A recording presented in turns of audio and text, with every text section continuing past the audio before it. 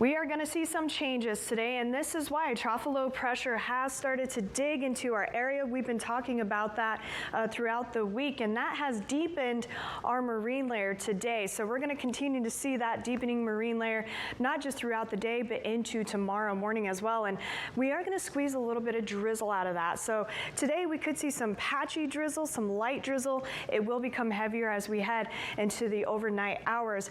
It's going to be short-lived, though. This trough is going to scoot off to the east, and as it does, it's going to make room for this ridge of high pressure to build back into our area, and that's going to warm us up through the holiday weekend.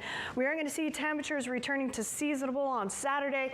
By Sunday, we'll start to see those temperatures slightly above seasonable, but there will be a little change for our coastal areas. Once we start to warm up inland with this ridge of high pressure, and again, this will continue into the early part of next week, we'll actually stabilize around the coast, which means we could see more of that May gray heading into that June gloom. That's really where we're going to be for the remainder of the week too.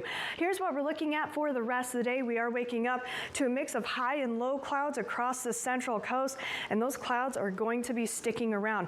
If you look carefully here, you'll start to see these splotches of green kind of moving into our area as well. That's the drizzle, that's the moisture we're going to start to squeeze out of our marine layer, and that's going to be sticking around as well, not just throughout the day, but into that sunset hour. Again, look at, we're not getting rid of those clouds. We're going to continue to see the chance of drizzle through the overnight hours into tomorrow morning, and we do have a better chance to see some of that drizzle on the heavy side, bordering light rain, and it's not going to be light rain, but we are going to be bordering on light rain, and we are going to see some good accumulation from that drizzle out there. Temperatures for you today, much cooler. We were in those 70s yesterday on the north side of the bay. We're only going to be in those low 60s. It's also the cloud cover, it's the cooler air mass, but it's also going to be those northwesterly winds coming off of the water. So Santa Cruz, Capitola, you'll only be in those low 60s. We're only going to be in those low to mid 60s in the San Lorenzo Valley, a little bit warmer for Boulder Creek in those upper 60s today, low 60s for the Summit area. Davenport, Bonnie Doon, only in those upper 50s, and we're going to see more of those upper 50s around the coast as well. Look at that, Cashville Marina, upper 50s, 61 for Salinas, 65 in Hollister. What a difference. We're seeing almost a 5 to 10 degree drop in temperatures in our afternoon highs today for our inland locations. Morgan Hill, Gilroy, you'll also be in those low 70s. Monterey Peninsula, once again, you'll also be in those upper 50s.